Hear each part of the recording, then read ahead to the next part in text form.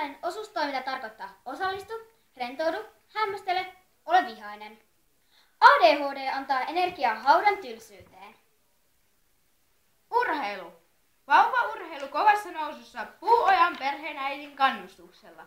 Vauvaurheilulajit ovat muun muassa vauvankellunta, eikä sitä suositella vauvoille, jotka ovat meinanneet hukkua.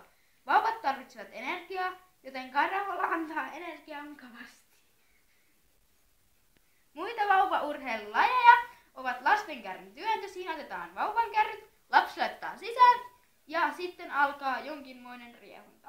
Tarkemmat ohjeet sääur.fi. Sieltä myös lisää juttuja vauvaurheilusta. Kevään uutuudet nyt korkohintaan! Yksiteholissit Burberry 1990 vuotta vanhat. Peruslisseillä hinta 300 €. Normihinta 19 €. Tule ostamaan. Aurori.fi. No niin, Herra Piipin uusi lääkepilli. Nyt kaupoissa uutuutena. Parhaita elämyksiä aavikolla, vain lapsille. Ei aikuisia. Huomio, huomio. Chuchupetsit ovat laittomia nykyään Suomessa. Olkaa varovaisia, älkää ostako. Menetkö matkalle? Tule sitten Press-linjoille. Moro! Hei, olen toimittava Timmo Lehtinen. Kävin tänään harrastamassa Puuojaa lapsineen. Haastattelen heitä tänään. Hei, Puuojat, tervetuloa! Istukaa, olkaa hyvä.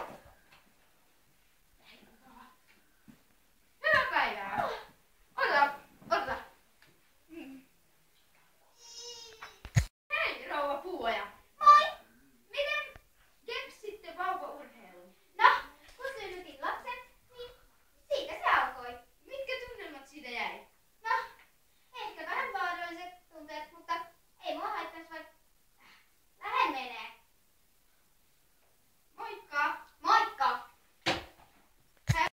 Hei, odota vähän sen. Meillä on vielä sitä asiaa, että olen kuullut, että lapsesi inhoaa chuchupetsiä. Miksi? No, kun nostin lapselle Elialle chuchupetsin syttelölasin. Hän leikki sillä ihan tavallisesti, mutta seuraavana päivänä chuchupetsin pyörät piirsivät Elinan mahan auki. Se oli hyvä! Hyvä on. Hei hei, hei hei, älä enää.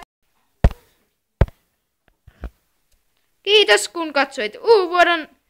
Toivottaa 22 Megi 22, Karkki 76.